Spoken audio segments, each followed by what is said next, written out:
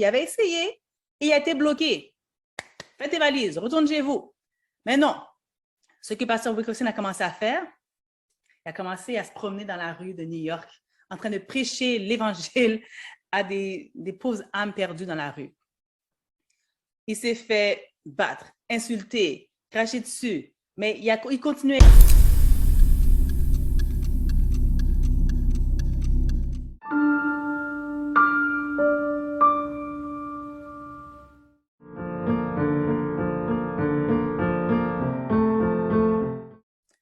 Avez-vous déjà été dans un tournant dans votre vie où est-ce que vous saviez que c'était un moment décisif et déterminant et que votre vie ne serait plus jamais la même? Jamais. Moi, ça m'est arrivé et je vais partager une histoire avec vous lors de cette courte vidéo. Et particulièrement, on va discuter en fait de notre but dans la vie. Quel est votre but? Quel est mon but? Et le choix que nous avons d'accepter ou de rejeter l'appel que Dieu a sur notre vie. Je vais parler des inconvénients de suivre l'appel que Dieu a sur notre vie. Et finalement, les conséquences d'accepter ou de rejeter cet appel. Je vais vous partager tout ceci en partageant l'histoire du pasteur David Wilkerson.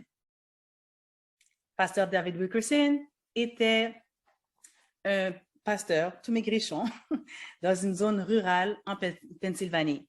Il avait sa belle petite église qui était nouvellement rénovée, des membres très loyaux, il y avait une famille, une femme à ses côtés et des enfants. La vie était très belle et très simple. Il n'y avait pas de drame là-bas, OK? Jusqu'au fameux soir où pasteur Wilkerson est en train de lire un article dans le Life Magazine sur le procès de 7 jeunes délinquants qui étaient accusés de meurtre. Et tout d'un coup, pour une raison incontrôlable, il a commencé à pleurer, il pleurait toutes les larmes de son corps et puis il y avait un sentiment vraiment puissant qui disait « Va à New York, va sauver ces garçons.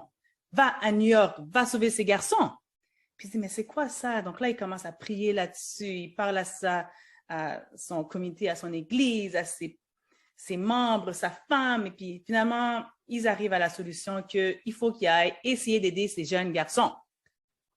Donc, il se fait une valise, il se rend à New York et essaie de se rendre au palais de justice pour essayer d'aider ou de parler à ces jeunes garçons, ou à leur avocat, etc. Il est bloqué de partout.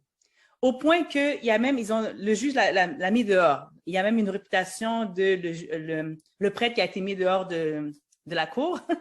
Et en fait, ça l'a aidé à avoir accès à certains individus par la suite. Mais donc, il n'y arrivait pas. Donc, cher ami, c'était le moment idéal de ramasser ses valises et de retourner chez lui dans sa vie paisible. Il avait essayé et il a été bloqué. Faites tes valises, retourne chez vous. Mais non. Ce que pasteur Wilkerson a commencé à faire, il a commencé à se promener dans la rue de New York en train de prêcher l'Évangile à des pauvres âmes perdues dans la rue. Il s'est fait battre, insulter, cracher dessus, mais il continuait.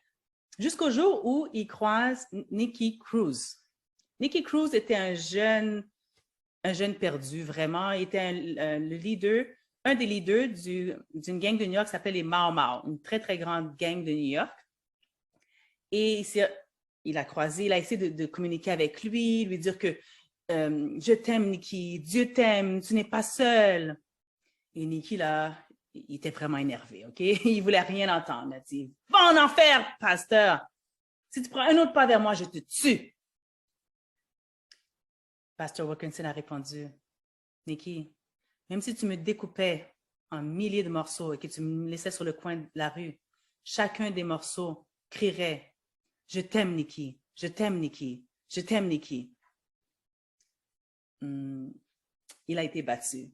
Il a été craché, Nicky lui a craché dessus. Il a été vraiment, il y a eu des conséquences aux paroles qu'il a proclamées, mais bon, il a survécu pour voir un autre jour. Mais pendant ce temps, Nicky, lui, il était hanté par les paroles que je ne suis pas seul, Jésus m'aime, il y a quelqu'un qui m'aime. Le concept de l'amour, c'est quelque chose qu'il n'avait pas eu. Il était tellement endurci, il n'y avait aucune lumière qui pouvait passer à travers. Tout ça pour dire qu'on accélère 2 semaines plus tard, finalement, il s'est rendu il a donné sa vie au Seigneur, gloire à Dieu, et puis il a commencé toute une transformation. Et là, devinez quoi? Nikki est devenu évangéliste. Il a commencé à prêcher la bonne parole partout sur la planète. Il y a même des gens de sa propre gang qui l'a suivi parce que, ben, c'est ça, ils ont vu la transformation de Nikki, ils voulaient aussi participer, ils voulaient faire partie de cette transformation-là. Les autres qui n'ont pas voulu suivre, ils étaient très contents de reprendre le territoire qu'ils avaient laissé derrière, parce que c'était quand même un large territoire. Donc, on va avancer jusqu'au 21 octobre 2018, où est-ce que Nicky Cruz est venue prêcher à une église qui s'appelle l'Église Nouvelle Vie. Et le message était la puissance du pardon. Ce message était si puissant que plusieurs personnes ont donné leur vie au Seigneur cette même journée-là. Et vous vous rappelez dans mon autre vidéo où est-ce que je vous disais qu'à chaque semaine, je retournais comme une voleuse à l'église. J'étais assise sur le banc en arrière et j'étais là pour écouter ce message puissant. Et ce message m'a tellement touchée que j'ai décidé de donner ma vie au Seigneur sur le champ, de tout laisser tomber, ce qui s'était passé dans mon passé et vraiment juste aller de l'avant et tout donner au Seigneur. C'est à ce moment-là qu'il y a une transformation qui a pu commencer à s'opérer parce que là, au lieu de commencer à sortir rapidement pour que personne ne me voie de l'église, c'est là que j'ai pu donner la chance aux différents pasteurs de mon église d'avoir accès à moi, pasteur Hélène, pasteur Jacques. Ils m'ont donné les outils nécessaires pour commencer à faire toute une transformation, donc lire la Bible, commencer des plans de lecture, prendre des cours, différents cours. Vraiment, j'étais tellement bien entourée, tellement cadrée qu'il n'y avait vraiment pas vraiment d'espace pour moi de retourner dans mon ancienne vie que je voulais fuir à tout prix. Et qu'est-ce qui a fait en sorte que j'ai pu être là et recevoir cet amour et recevoir cette transformation? Je vais vous dire. C'est parce que Pasteur David Wilkerson a décidé de perturber sa vie, de tout mettre à l'envers, risquer sa vie, aller à New York pour sauver des petits garçons, pour ensuite sauver Nicky Cruz. Et Nicky Cruz est venu au moment spécifique où est-ce que j'avais besoin d'entendre ce message. C'est le Dieu que je sers. Le Dieu que je sers, il n'y a pas de présent, il n'y a pas de passé, il n'y a pas de futur. Tout est relié, tout est connecté. Il faut juste être prêt à recevoir ce qu'il a à offrir. Et moi, je suis juste une seule personne. David Wilkerson est devenu le pasteur du Times Square Church. Times Square Church à New York, c'est immense. Il a touché des millions de vies. Il nous a quittés en 2011, mais Nicky Cruz est bien vivant encore et son ministère est très actif en ce moment. Il touche des gens dans des prisons, dans les rues, dans les ghettos que personne d'autre peut rejoindre, que personne d'autre veut rejoindre parce que tu veux rester loin de ça. Mais non, lui, il touche ces personnes-là. Donc, tous les faits dont j'ai parlé, c'était mon interprétation, mais vous pouvez voir tous les détails en regardant en lisant le livre Le poignard et la croix de David Wilkerson et Run Baby Run de Nicky Cruz. Donc, je vais mettre les détails, ils ont été traduits en français, c'est sûr.